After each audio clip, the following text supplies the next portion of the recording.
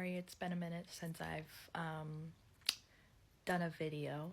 Just been doing a lot of thinking, reflecting the last week, especially because I have these moments in my walk where I start overthinking every little thing, and I start freaking out, and then I'm trying to figure out, why am I freaking out? What's the root cause? And like all these things. And I feel like he's finally showing me today, and I felt like I should make a video on it to help the women, whether single or married, but really probably more towards the single women, because I'm not married. Even though I do in some form understand like the biblical role we're supposed to play as like a wife and things like that. But anyways, this is for the women. I'm only here to teach the women, but I hope this will be helpful to you in your walk, because it was just, this week was one of those weeks I was having a freak out where it's like you either want to run away, you want to scream, or you want to cry, or you want to do all three things. Like, my fight or flight response is flight. I've come to learn, like, where I just really want to go away and be alone and talk to no one, have no influence in my head, sort of thing. Like, you know, I just go into those phases, but it's like I always try to figure out why, though.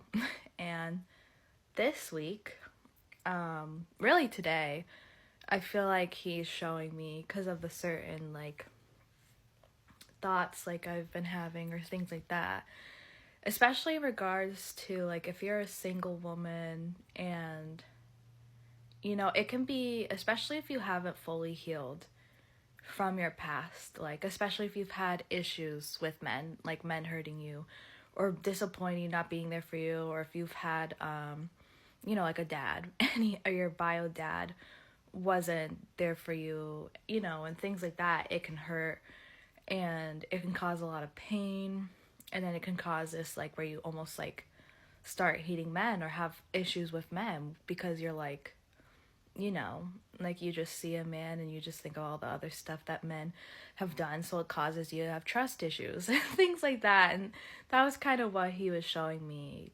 today, that the issues don't even have to do with anyone in particular. It's just within myself, stuff that I still have to get healed and pruned from, because it's hard to trust once, you know, the trust isn't broken. But that doesn't make, and I want to make it clear, I'm not making myself a victim. I don't believe I'm a victim in any form, because just as I was hurt and stuff like that, so I've hurt others, okay? Because when hurt people, and I've hurt many people because of how hurt I was. And again, that doesn't make it okay. But I also, again, don't see myself as a victim either, because it's just like how women have issues with men. There are men who have issues with women because, you know, the whole Jezebel Ahab. and that's the thing. If you don't start making the change within yourself first, you know, letting the Father heal you, prune you, and things like that, you're basically just going to continue the cycle with the whole Jezebel and Ahab. And it's one of those things, like, this is like 1 Peter 3 is written, because it's not really about trusting men. It's really about trusting the Father, especially like if you're a married woman and, you know, you have a husband and stuff like that. It's hard because you want to, and this is another thing he's been showing me, the wanting to take control over situations, or maybe even over people, and you don't mean to. Like, it just can happen, because it's like so easy where you just want to get your grubby little mitts on like a certain situation, have control over it. And when you can't, when you aren't able to control something, it can suck a lot. And I'm saying that because that's kind of what's been happening with me like the last week or so, where I feel like I have no control over anything besides my walk and how I act. And it's been causing me to internally freak out, because you want to control things, you want to make things better, or you want to help or things like that. And when you feel like you can't help or do something, it causes you to feel useless. So then you start like, again, you start having these freakouts because you feel like there's nothing you can do, but there is something you can do. Like I was just saying about the things that you can control, like your walk, and how you act, how you respond, that's something you can control. You can pray about the situation as well. Like, you may not, that's the thing. We have to learn how to let go and actually trust the Father, which is what I feel like he's basically been showing me this last week, because it's hard for me. I keep getting into this cycle where I'll start trusting him, where I'll start trusting the Father, submitting. And even in the moments where I'm not trusting him, it's not even that I'm not genuinely trusting him. It's like, again, the whole wanting control, but that's in a form still not trusting him. Even though I know I have faith in him, I have faith he's real, I have faith in Yeshua that he sent him, I have faith in his words real, I have faith in him overall. But in certain situations, when it's like you want to take that control, it can cause, in the moment, you're not thinking, like, with faith, you're not thinking, oh, I should pray about it, give it to him. You're thinking, oh, you want to just instantly, again, take hold of it, sort of thing, because it's, like, tough when you can't. But I guess the overall message is you have to learn how to submit to the Father, especially because if you're married and you want to win your husband over, this is the problem that many of us have. And I'm saying this because I know what I've been like. So I'm saying it because I know that there's other women who are like this too, where you may want your husband to be a certain way, or like your significant other, because maybe you're not like officially married. But the thing is, you're married in the eyes of God. In God's eyes, if you're committed to each other, if you guys have had biblical, not biblical, but it's just like when you've had sex with someone and there's actual commitment, like, sort of thing, and you're going to stay together, that's the way how you get biblically married in the eyes of the Father. You don't need to go to court or things like that. That's how you get biblically married, so to speak. But anyways, it's like, so say if you're maybe not married, or even just, again, back to being single, whatever it is, you need to learn how, before, it's one of those things, if you want to submit to a man, you need to submit to God first. You need to trust him first. You need to make him first, because otherwise, if you don't make him the center of all things, like, especially in regards to, like, speaking in terms of relationships and things like that, like, the relationship is just going to crumble and fall. That's why 1 Peter 3 is like written for us women. Okay, like the whole, winning men over with our chaste conversation, chaste conduct. And that's not just like in regards to being literally married to a man, just in general, overall, the way how we're supposed to be with men, even if they're not in covenant, because the whole point of doing that is so you can win someone over to the truth. And so basically, I know I'm kind of going all over the place, but what I'm trying to get at is, if you want to eventually maybe even get to the point where you trust someone else, you need to trust the Father first, because he's going to give you wisdom and discernment and show you real quick, like, if a man's truly not in covenant, sort of thing, like if you're genuinely seeking him on it, because you're gonna know a biblical man versus an unbiblical man by what he says, what he does, if he's following through with what he's saying. But also, it's like, not even just that, it's also like if he's keeping the commandments but then teaching others to do so, like bearing the fruits of the Spirit and like having that authority and things like that, you're going to know, oh yeah, I can submit to this man, sort of thing. I hope so far what I'm saying is making sense.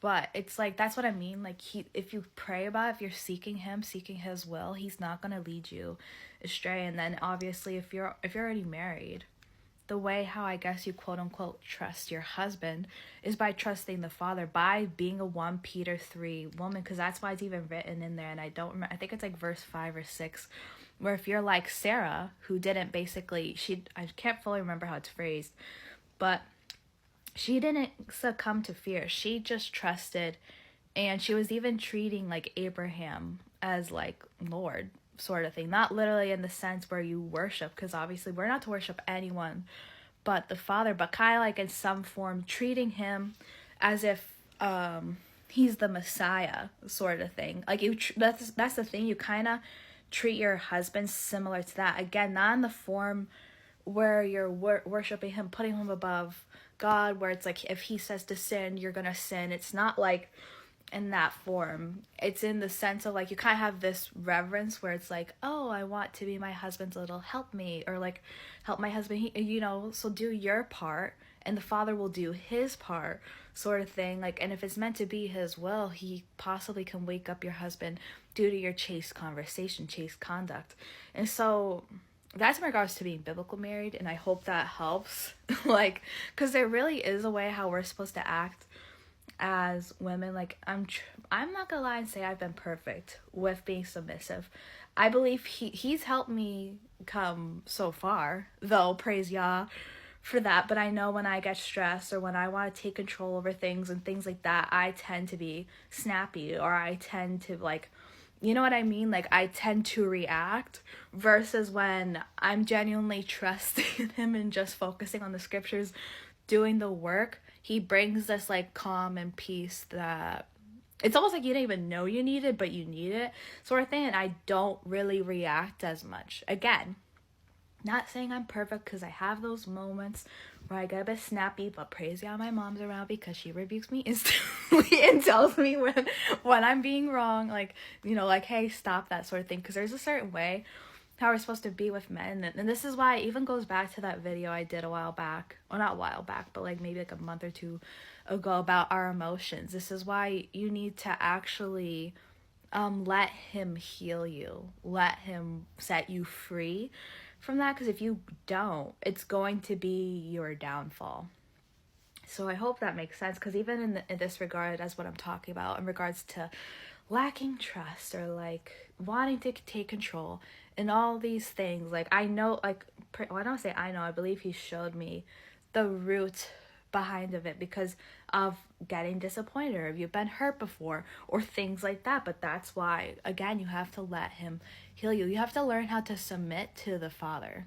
That's the thing. Like James 4:7-10 talks about submit to God, and the evil one flees from you. Because the evil one, like the devil, he likes, especially with the women, because we're the weaker vessel, he really likes to come at us, whether it's through our thoughts, whether it's through our emotions. He likes to channel that so that we react, or we act a certain way, like, you know what I mean? Like, he can cause you, and I can't say it's just him, because obviously, like, he can influence you, but overall what you do is what you do. But he can cause you in the moments maybe to lack faith, but overall that's still you. So you have to learn how to pray. You have to learn how to submit. You have to learn how to trust in the Father, because if you don't trust in the Father, you'll never be able to, like, it's kind of like almost like you'll never be able to truly trust in another, like, if that's the Father's will. And even in the sense of not even just in the sense of being, like, married to someone, even in the sense of, like, maybe having a brother or sister in the faith who you're close with or something, but because if you don't get fully healed from that, then you're kind of always looking at them like, oh, are they saying this because of this, or are they you know what I mean? Then you don't want to do that to people. It's also you need to learn how to stop, and I'm saying this because of the stuff that I've been doing recently, but it's like the expectations. You need to stop putting expectations on yourself, but also to stop putting expectations on others. And I don't mean in the sense where it's like you have no expectations. I mean in the sense maybe putting expectations in the sense where it's like you can't even meet those expectations, let alone another person can't meet those expectations either. Like, what the Father exacts of us is to keep the 10 Commandments, to teach others to do so, judge the righteous judgment, and then walk humbly before him, to not live in sin anymore, but to truly, like, trust him, to have faith and things like that, to be repenting and all these things. Like, this is what he wants us to do. Like, he made it so simple, and we keep overcomplicating it with again, it's like it all kind of goes back to, like, where is your faith sort of thing. Like, are you putting your faith in him or in yourself? Because if you keep taking your eyes off him, then everything's just going to fall apart. And I'm saying that again because I've done stuff And that's the thing. You can think when you're trying to put your hand in a situation that you have and you might have the intentions to help, but it can cause more harm than good. So I'm saying this because I myself am learning what it means to let go and truly trust him and let him heal me. So I'm sharing this with you, and I hope everything I've said has made sense, because I know I'm all over the place, but it really just comes down to, like, you gotta trust him. You gotta trust that he knows what he's doing, even if you do not understand it yet, because that's the thing. He sees everything. He knows everything. Like, he knows. So you have to trust that you're in his hands and that he's not going to lead you astray, especially if you have that heart for him and for his truth. But anyways, I really hope this helps another woman, because now is the time to learn how to be, the 1 Peter 3 woman or Proverbs 31 woman and all this stuff. Like, now's the time to learn how to be a biblical woman. And there could be a lot that we have to unlearn and heal from and be delivered from, but he will do it. You just have to trust that he will. So anyways, I hope this helps.